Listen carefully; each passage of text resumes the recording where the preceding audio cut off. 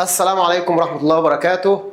قادة المستقبل حبايبي جريد 4، أشطر وأحسن وأجمل دفعة في المرحلة الابتدائية كلها سنة رابعة.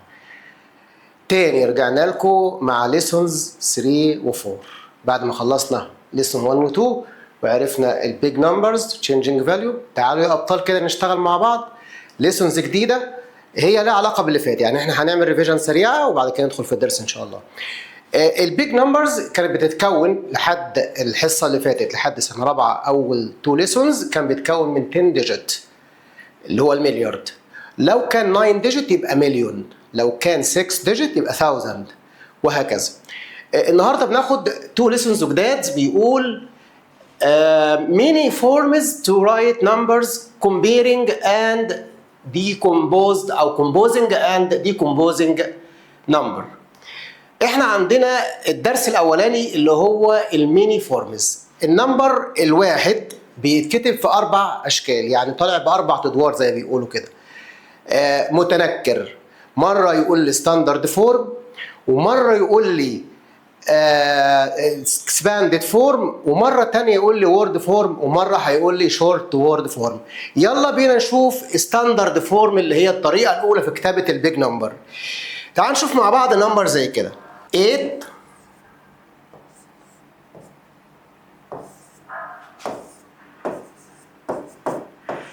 ده نمبر بالشكل ده، لا انت شايف فيه كوما ولا انت شايف فيه وورد ولا لتر ولا شايف فيه باي ولا بلس.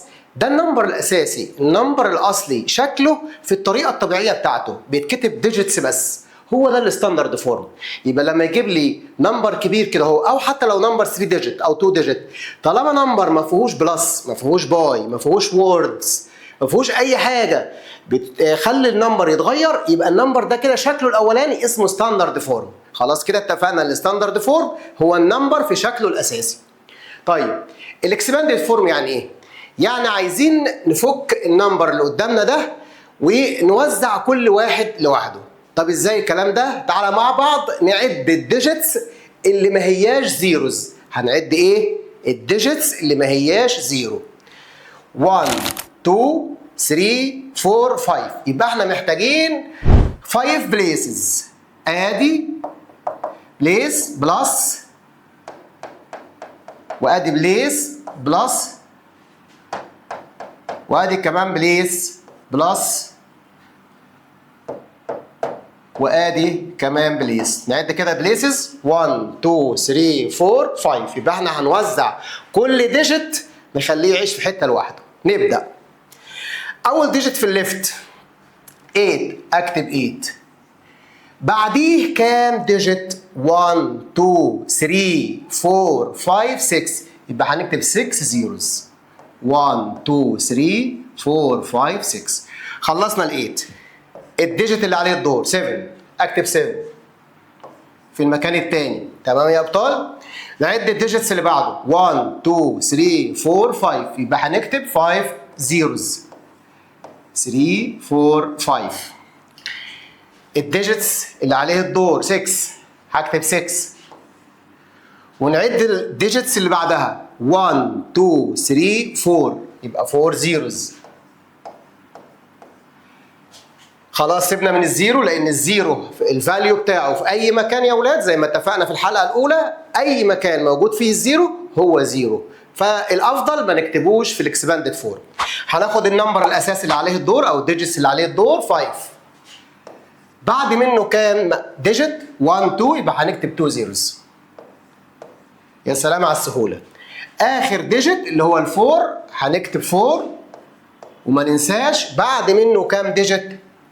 1 ديجيت. يبقى نكتب 0 1. كده خدنا كام طريقه في كتابه النمبر؟ طريقتين. الاولانيه اسمها ستاندرد فورم، الثانيه اسمها اكسباندد فورم.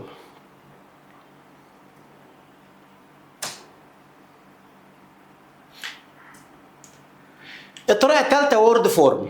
وورد فورم افكرك الاول بالنمبر اللي احنا كنا كتبناه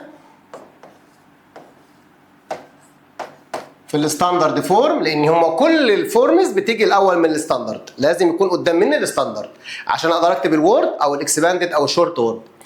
تعالى كده نقراه اتفقنا على اتفاق قبل كده، تقسيمك من يمينك وقرايتك من الشمال. تقسيمك من يمينك 1 2 3 كات، 1 2 3 كات. ده كان اسمه بيت الولا حاجه، ده كان اسمه بيت الثاوزند، ده كان اسمه بيت المليون. تمام يا ابطال؟ تمام يا مستر. ادخل معايا بقى في القرايه. بنقرا منين؟ من الليفت. برافو. اول حاجه في الليفت عندي مين؟ 8. 8 واحنا بنكتب بالوورد يبقى لازم السبيلنج 8. وقول ورايا 8 ايه؟ مليون. اروح كاتب كلمه مليون.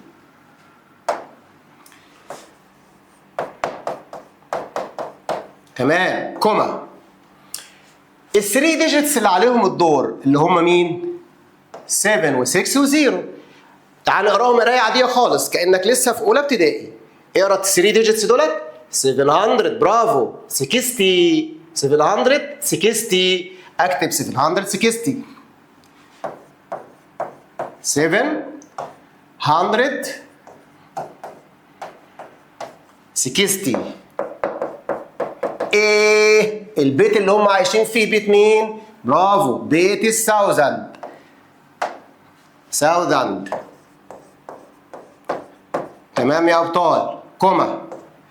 اخر بيت خالص اللي مش بنقول وراه اي كلام هو بيت الولا حاجه او بيت الوانس. تعال نقراه كده عادي. 500. برافو. ودول مع بعض نقراهم ازاي؟ 40. يبقى 500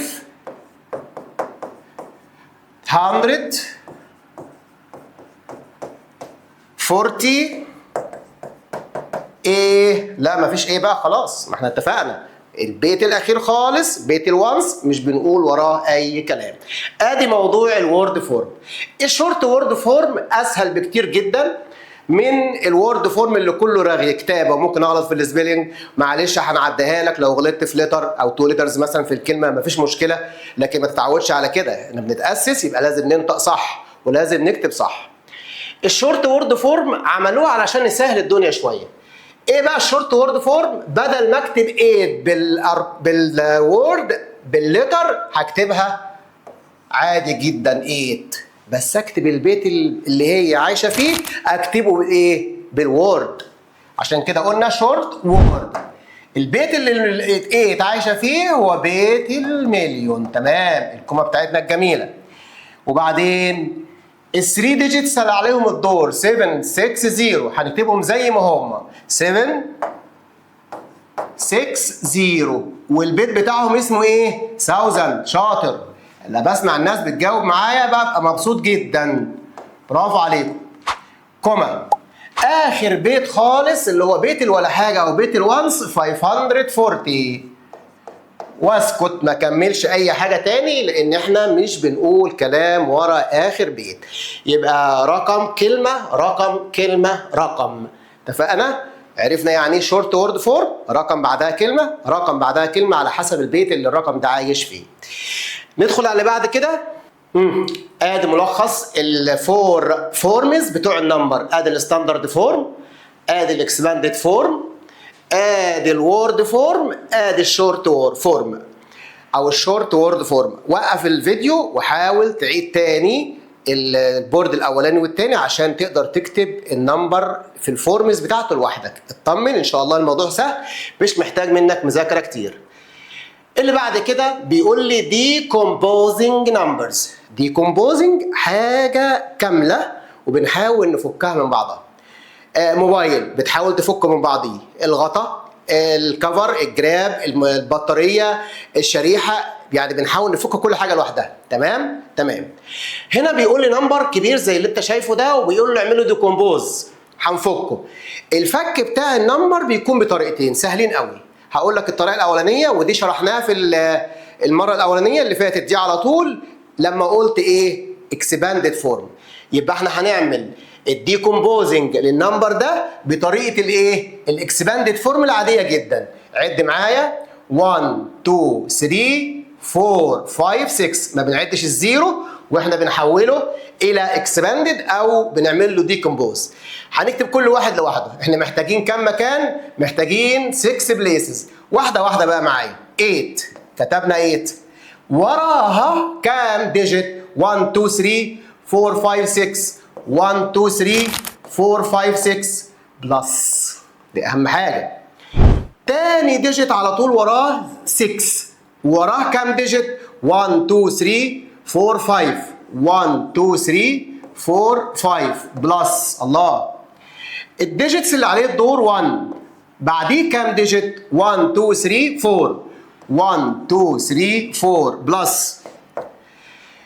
الزيرو هنفوته مش هنكتبه خالص زي ما اتفقنا. ال5 1 2 بعدها 2 ديجيتس يبقى بعدها 2 زيروز بلس 9 بعدها 1 ديجيت يبقى بعدها 1 زيرو بلس 7 من غير ولا زيرو.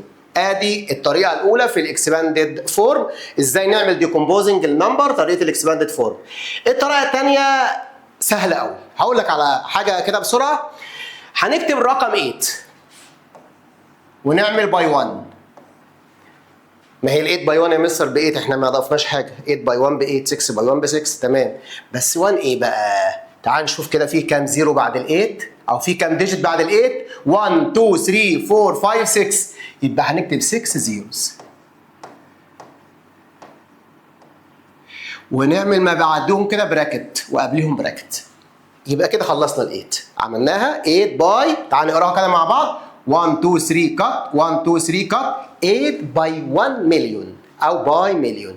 يبقى ليه قلنا باي مليون؟ عشان البليس بتاع ال 8 برافو تمام في المليون بليس، عشان كده كتبنا باي مليون. خلصنا اول طبق. الطبق الثاني بتاع مين؟ بتاع ال 6. هنعمل طبق ونكتب 6 باي 1 وراها كام رقم؟ 1 2 3 4 5 يبقى هنكتب 5 زيروز.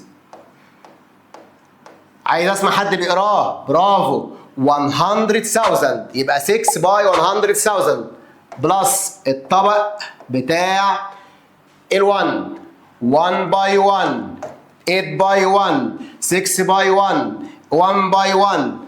بعديه كام ديجيت؟ 1 2 3 4 1 2 3 4 10,000 برافو بلس الطبق اللي عليه الدور. خلاص الزيرو كده كده مش هنكتبه في الطريقتين، سواء كان الاكسباندد فورم او بطريقه الاطباق اللي هي الباي. اللي عليه الدور مين؟ ال5. اكتب 5 باي 1. 1 ايه؟ عد كده كام ديجيت؟ 2 ديجيت يبقى 100. اقفل الطبق ده بلس اخر حاجه. لا يا مستر لسه فاضل ال9 وال7. 9 باي 1 1 وبعدها كام ديجيت؟ ديجيت 1 يبقى 0 بلس اخر حاجه 7 7 باي 1 ايه؟ لا يا مستر خلاص كفايه كده مفيش حاجه بعدها يبقى 7 باي 1 يبقى 8 باي 1 6 باي 1 1 باي 1 5 باي 1 9 باي 1 7 باي 1. بس اللي بيزيد على ال1 على حسب البليس اللي النمبر او الديجيت بتاعنا موجود فيه. لو لقيت موجوده في المليون بنكتب 6 زيرو، لو موجوده في ال 10,000 بنكتب 4 زيروز، لو او دي 100,000 يبقى بنكتب 5 زيروز. ال1 موجود عندي في النمبر الاساسي في ال 10,000 يبقى بنكتب 1 جنبها 4 زيروز.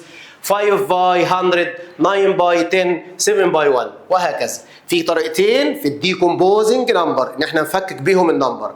الاكسباندد فورم العاديه بتاعت اللي خدناها من شويه، والطريقه بتاعت الاطباق ان انا بعمل كام طبق كده واحط في كل طبق ديجيت وبنعمل جنبيه باي 1 ونكمل بعديه على طول الزيروز بتاعته. تمام يا اولاد؟ تمام يا مستر. كومبوزنج اعكس. انت خلاص فككت الحاجه بتاعتك واتفرجت عليها تمام التمام، بقيت بطل كده خلاص، اكتشفت حاجات جديده. يلا يا باشا بقى كده نجمعهم تاني مع بعض. هنركبهم في مكان واحد ونعمل منهم ستاندرد فورم. ونعمل منهم ايه؟ ستاندرد فورم.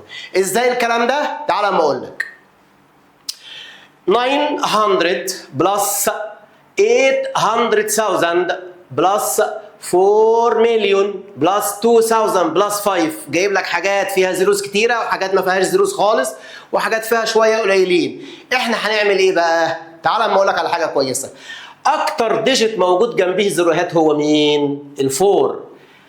1 2 3 4 5 6. وهو ال7. يبقى احنا اكتر واحد هنعمل الفرشه بتاعتنا على اساسه. هنفرش الكراسي بتاعتنا اللي هنكتب عليها الديجيتس على اساس اكتر واحد موجود جنبيه زيروهات. مين اللي موجود جنبيه زيروز كتيره؟ هو ال4. عنده كله كام ديجيت؟ 6. 1 2 3 4 5 6 وهو 7. يبقى هنعمل 7 ديجيتس. 1 2 3 4 5 6 7. 1 2 3 كات. 1 2 3. حددنا هدفنا. اي حاجه دلوقتي مش هتبقى صعبه عليا ان شاء الله. هجيب بس الديجيت من هنا واحطه في مكانه. ابدا باي حاجه انت عايزها. عايز تبدا بال5 يا باشا ابدا. ال5 دي جنبها زيروز؟ لا يا مستر، يبقى خليها هناك في ناحيه اليمين خالص. 5 من غير زيروز. عايز تحط مين؟ بمزاجك بقى. عايز تحط ال8؟ يلا نعدها. 1 2 3 4 5 6. يبقى في ال6 بليس من ناحيه اليمين عد معايا. 1 2 3 4 5 6. وصلت؟ اكتب ال8 بتاعتك. خلاص يا مستر خلصنا ال8. خلصنا ال5. عايز تكتب مين؟ ال4. يلا 1 2 3 4 5 6 7. هنعد من ناحيه اليمين. 1 2 3 4 5 6 7. يبقى هنكتب ال4. خلصنا ال4. فاضل 2000. 1 2 3 4. يبقى في المكان الفورس 1 2 3 4. اكتب 2. تمام. خلصنا كده من مين؟ من كله. فاضل ال9. ال9 جايه في انهي مكان؟ 1 2 3. يبقى نعد 3 1 2 3 ونكتب ال9. خلصنا خلاص؟ يا مستر. ايه رايك بقى في الاماكن الفاضيه؟ نسيبها فاضيه لمين؟ لا يا مستر كملها انت من عندك، بس بحيث ما تزودليش المكان حاجه. ما تضيفش عليه حاجه. ايه هو الديجيت الضعيف الغلبان خالص اللي ما عندوش اي فاليو؟ زيرو. يبقى هتحط على الحاجات الفاضيه دي زيروز. يلا مع بعض نقراها كده. 4 مليون. بنقرا من ناحيه اليسار. 4 مليون 802,905. ادي الموضوع بتاع الكومبوزنج، ان هو بيجيب لك نمبر متفكك من بعضه وانت بتحاول تجمعه عشان تكسب وقت. تمام؟ تمام. اللي بعد كده بيقول لي يلا ناخد شويه اكسرسايزز على الدرس الجميل السهل ده. رايت ان ايه؟ ستاندرد فورم. يبقى عايزين النمبر في شكله الاساسي من غير ما نعمل فيه ليترز، من غير ما يكون فيه بلس، من غير ما نعمل فيه براكت ولا اي حاجه خالص. يلا يا باشا. 527 مليون 900,000. 60 ايه؟ 4. 60 ايه؟ 4. تمام. نكتبه ازاي يا مستر؟ لو كانت جايه لي في معمول له دي كومبوز وانا بعمل له كومبوز كان سهل، لكن يجيب لي وورد فورم وانا احوله الى ستاندرد فورم اتهيأ لي اسهل ان شاء الله. حدد هدفك. ايه هو الهدف يا بطل؟ الهدف ان انت تجيب لي كلمه من اللي هقولهم لك دول. مليارد، مليون، 1000. لو لقيت مليارد اعمل لي 10 بليسز، يعني 10 شرط صغيرين. لو لقيت كلمة مليون هنعمل ايه؟ 9 بليسز، 9 شرط صغيرين. لو لقيت 1000 يبقى هنعمل 6 شرط صغيرين، 6 صغيرين كده. تمام كده؟ دي الكلمات الأساسية هي اللي هتحدد لي هنعمل الفرشة بتاعتي كام كرسي. اتفقنا خلاص. يلا يا مستر نحدد. أول حاجة فين كلمة مليارد؟ مفيش. فين كلمة مليون؟ أهي يا مستر. مليون على طول. يبقى احنا هنعمل كام سلاش صغيره كده؟ برافو عليك. 9. اعمل 9. ادي 1 2 3 4 5 6 7 8 9. 1 2 3 كات بيت الونس. 1 2 3 كات بيت ال1000. 1 2 3 بيت المليون. حددنا الهدف. تعال ندور على الكلمه الثانيه. كلمه السر الثانيه كانت ايه يا مستر؟ 1000. موجوده ولا مش موجوده؟ موجودة يا مستر. الله. يبقى أنا عندي كلمتين أساسيتين دلوقتي. مليارد مش موجودة، مليون موجودة، 1000 موجودة. يبقى يلا نبدأ بمين يا ولاد؟ مليون. الكلمات اللي قبلها إيه بقى؟ هي اللي هتحدد لي إن إحنا هنقدر نحولها إلى ديجيتس ولا لأ. أعتقد إن أنت في سنة رابعة عارف كويس قوي إن أنت تقدر تحول الوردز لديجيتس. 527 اكتبها عادي جدا. كأن واحد ما بقول لك ماسك معاك ورقه وقلم يا حبيبي اكتب لي 527 ووريهم لي. اهي يا مستر 527. 27. انت كتبتهم خلاص، انقلهم في بيت المليون عشان ما تلخبطش. 527. احنا حددنا هدفنا ان ده بيت المليون. تمام. كلمة 1000 كلمة السر الثانية كلمة 1000 مكتوب قبلها ايه؟ 900. 900 اكتبها عادي خالص. 900 مكانها فين؟ شيله من ايده ورجله ونزله على طول في مكانه، في مكان ال 1000 اهو يا مستر. ما عادش كلمات سر تانية، يبقى بقية الوردز هنحولها لديجيتس ونحطها في بيت الولا حاجة أو بيت الوانس. إيه الكلمتين أو إيه الكلمات اللي موجودة عندي؟ 64. إيه مستر 64 دي؟ 6 جنبها 4. الموضوع بسيط خالص. طب دول يا مستر كام ديجيت؟ دول 2 بس. إحنا متفقين أي بيت بيكون فيه 3 ديجيتس. طب أنا عايز أخلي دول 3 ديجيتس بس من غير ما نزود ديجيتس يبوظ لي النمبر، يكتروا او يقللوا. نعمل ايه بقى؟ برافو، هنزود 0 في الليفت. كده بقى كام؟ بقى 3 ديجيت، انقلهم حطهم في بيت الوانس. تمام يا ولاد؟ الموضوع سهل خالص اهو. هتمسك في كلمه السر اللي موجوده عندك 3 كلمات، افتح يا سمسم هتلاقي عندي مين؟ مليارد مش موجود، يبقى نخش على اللي بعده. مليون مش موجود، خش على اللي بعده. 1000 كده تمام، اتفقنا خلاص. يبقى هناخد على اكتر واحد موجود. المليارد يبقى هنعمل 10 شروط صغيرين. المليون بس هي اللي موجوده يبقى هنعمل 9 شروط صغيرين. ال1000 يبقى هنعمل 6 شروط صغيرين. خلاص يا ولاد؟ تمام يا مستر. البي بيقول لي نمبر جايبه لي في الايه؟ اكسباندد فورم، وعايزين نحوله الى، بس مش اكسباندد فورم قوي لان في 1 و2 و6 جنب بعضيهم. ساعتها بقى هنحلها ازاي المساله دي؟ بمنتهى البساطه. امسك الديجيت النمبر ده واعمل له كات، قسمه 1 2 3 كات بيت ولا حاجه، 1 2 3 كات بيت ال1000. يبقى بيت ولا حاجه هنا فاضي، بيت ال1000 فاضي. 1 2 ده بيت المليون. اتفقنا خلاص؟ كتبنا يا مستر. امسك ده قسمه 1 2 3 كات ده بيت ولا حاجه، 1 2 3 ده بيت ال1000. ده كده 3 ديجيتس بس، يبقى ده في بيت مين يا اولاد؟ ده في بيت الوانس او بيت الولا حاجه.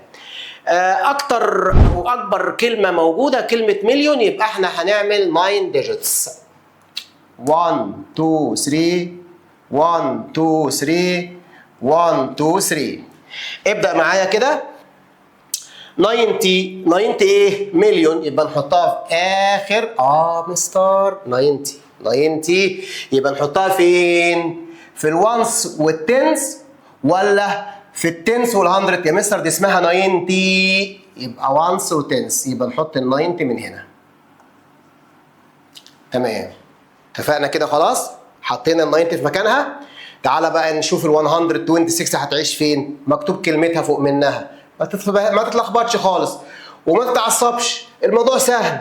126 اريا نفسها رايحه فين؟ على 1000. 126. تمام. اخر حاجه بقى من غير ما اقول لك، انت عارف ان ال 450 عارفه مكانها، انت مش هتتعب فيها خالص. ادي النمبر بتاعي كان جاي 3 نمبرز جنب بعضهم بلس، وانت حولتهم للستاندرد فورم 1 2 3 كات 1 2 3 كات. وانت ممكن بعد ما تخلص تمسح الحاجات الصغيره دي اللي هي الشرط الصغيره، عايز تسيبهم زي ما هم مفيش اي مشكله خالص. تمام. الورد اللي بعد كده او الليتر سي بيقول لي نمبر كبير زي كده وعايزين نحوله برده لستاندرد فورم، هنقول ايكوال. نرجع تاني، اكتر واحد فيه زيروز هو مين؟ هو ال8. 1 2 3 4 5 6 7، يبقى هنعمل 7 سلاش 1 2 3 4 5 6 7. نبدا نحط ال8 في مكانها. ال8 مكانها فين؟ 1 2 3 4 5 6 7. يبقى نعد 7 ديجيت 1 2 3 4 5 6 7 ونكتب ال8. خلصنا من ال8. ال3 مكانها فين؟ في المكان الفيرست ولا السكند ولا الثيرد ولا الفورث؟ في الفورث بليس. 1 2 3 4، يبقى نعد فورث بليسز 1 2 3 4 واكتب ال3. خلصنا من ال3. 5 1 2 3 في الثيرد بليس 1 2 3 ادي ال5. 4 ما فيهاش زيروز، يبقى مكانها الطبيعي فين؟ في الوانس اللي في اليمين خالص. بقيه الحاجات يا مستر ما احنا حفظنا بقى الزيروز. تمام؟ تمام، حولناها كده لايه؟ لستاندرد فورم زي ما قال لي بالظبط. ادخل على الاكسرسايز اللي بعد كده، رايت ان وورد، وجاب لي نمبر كبير وبيقول لي حوله من ستاندرد الى وورد. عشان انا اقراه صح ويطلع معايا مظبوط 100%، خلي بالك تقسيمك منين؟ ايوه برافو، من يمينك، وقرايتك مين؟ من اليسار. 1 2 3 كات، ده بيت مين؟ ولا حاجه. 1 2 3 كات، ده بيت مين؟ التي اتش. 1 2 3 1 2 بس، يبقى ده بيت المليون. يلا كده مع بعض نقرا. نبدا قرايه منين؟ من الليفت. يلا نقرا التو ديجيتس اللي موجودين في المليون. 54 اف اي اف تي واي 4 اف او يو ار. بعدين انا غيرت اللون اهو. 54 ايه؟ مليون، ام اي ال ال اي او ان. تمام؟ كمل البيت اللي بعده. اقرا دول مع بعض. انت لو واحد جاب لك 3 1 و0، الزيرو هنقراها ولا مش هنقراها؟ شيله يا مستر من حساباتك. اقرا دول بس. 13، برافو عليك. ايه؟ 13 ايه؟ ايوه كده، شاطر. هكتبها لك بنفس اللون عشان تبقى مصحصح معايا. 13 ايه؟ ثاوزند. كوما.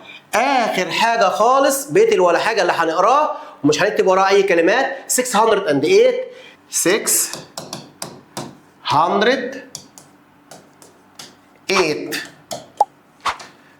فول ستوب، ما نكتبش اي كلام بعد كده. النمبر الكبير ده بقول له حول الوورد. والله يا مستر انا عندي فكره. ايه هي يا مستر؟ ما تيجي نحول الاول لستاندرد فورم، يعني نكتبه في شكله الاساسي وبعد كده نقراه مع بعضنا. يلا قبل ما نحوله الوورد افضل اخليه ستاندرد فورم. اكتر واحد عنده زيروز هو مين؟ 2 ديت. عد معايا. 1 2 3 4 5 6 7 8 9 10. يبقى 1 2 3 4 5 6 7 8 9 10. ال2 دي فين؟ في التنس بليس، يبقى هنا. خلصنا من دي. ال2 دي فين؟ في الفورث بليس. 1 2 3 4 فيفث بليس. 1 2 3 4 5 في الفيفث بليس، اكتب ال2 الثانيه. خلصنا من دي. ال2 الاخيره فيرست سكند في سكند بليس، يبقى 1 2 اهو. باقي الحاجات زيروز. مستر اوعى تاخد بعضك وتمشي وتقول انا خلصت. الراجل بيقول لي ايه؟ وورد فورم مش ستاندرد فورم. يلا نقراه مع بعض كده. تقسيمك من يمينك، تقسيمك من يمينك. ادي بيت الولا حاجه، ادي بيت الثاوزند تي اتش، ادي بيت المليون والحمد لله فاضي، وادي بيت المليارد. يلا نقرا. قرايتك بتكون منين؟ من ناحيه الشمال. يلا مع بعض نقرا. 2 ايه؟ مليارد، برافو. تي دبليو او مليارد. ام ال ام اي ال اي اي ار دي مليارد. 2 مليارد. سيبك بقى من المليون خلاص، فاضي اهو. ادخل على اللي بعد كده. 20 ايه؟ ثاوزند. 20,000 كوما. اخر حاجه خالص بيت ولا حاجه فيها قد ايه؟ 2 ولا 20؟ برافو 20. واروح ساكت ما انطقش ولا كلمه بعديه. ابطال برافو عليكم. قربنا نخلص الدرس ان شاء الله، قربنا نخلص الدرس. السؤال اللي بعد كده بيقول لي كومبوز. جمعهم مع بعض ومفككهم انت جمعهم، بسيطه خالص. برضه هنشوف اكتر طبق فيه زيروز الطبق ده. 1 2 3 4 5 6 وهو 7، يبقى هنعمل 7 ديجيت. 1 2 3 4 5 6 7. وبعدين واحده واحده بقى معايا. 3 هتكون فين؟ في السيفنث بليس. 1 2 3 4 5 6 7. اروح حاطط ال3 بتاعتنا هنا. خلصنا من اول طبق. الطبق الثاني ال8. 1 2 3 4 يبقى في الفورث بليس. 1 2 3 4 في الفورث بليس. ادي ال8. الطبق اللي بعده 1 2 يبقى الفور هتكون فين؟ في تاني واحد اهو، في المكان بتاع التن. ده ما عندوش زيروز خالص، يبقى في ناحيه اليمين. خلصنا منه؟ خلصنا. الاماكن الفاضيه زيروز، ما تسيبهاش فاضيه. كات، اد النمبر، عملنا له كومبوز، كان متفكك جمعناه مع بعضه بقى ستاندرد فورم 3,008,045. دي كومبوز عكس، دي كومبوز عكس، يعني فكك نمبر زي كده وما حددلكش طريقه ايه في الدي كومبوز. احنا عندنا طريقتين في الدي كومبوز، الطريقه الاولى اللي هي الاكسباندد العاديه اللي هي البلس الزيروز، الطريقه الثانيه اللي هي طريقه الايه طبق والديجيت وجنبيه باي 1 ونحط الزيروز بتاعته. احنا هنا ما حددلكش، اختار الطريقه السهله بالنسبه لك. يلا كده نشوف مع بعض. 7 لوحدها، بعدها كام ديجيت؟ 1 2 3 4 5 6 1 2 3 4 5 6 بلس. خلصنا 7. الزيروز مش بيتكتب. 2 اكتب 2 لوحدها، بعدها كام ديجيت؟ 1 2 3 4 1 2 3 4. يا مستر خلاص اتفهمت، الموضوع بقى سهل. 1 اكتب 1، بعديه كام ديجيت؟ 1 2 3 1 2 3 بلس. الزيرو مش هيتكتب. 8 8 0 بلس 5 وزود زيروز. ادي النمبر بتاعي، عملنا له دي كومبوز، فككناه من بعضه. choose the correct answer the number building of the number، وجاب لي نمبر كبير من غير ووردز من غير بلس، يبقى اسمه ايه الشكل ده؟ ستاندرد فورم يا مستر. اهي لوحدها. يعني انت بالظبط كانك مش مساله مش محلوله او مش جايب لها تشوز وانت تحلها لوحدك. الشكل ده اسمه ايه؟ اسمه وورد؟ لا والله.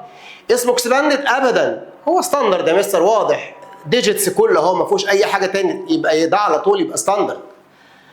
What is the standard form of 18 مليون؟ جايب لك وورد بتاعت نمبر كبير وبقول لك اختار انهي واحده في دول صح. انا هعتبر ما عنديش ولا واحده فيهم مش مكتوبه، او كنا نعتبر كلهم غلط ونحل لوحدنا. كلمه السر ايه؟ كلمه السر مليون. كلمه السر الثانيه 1000.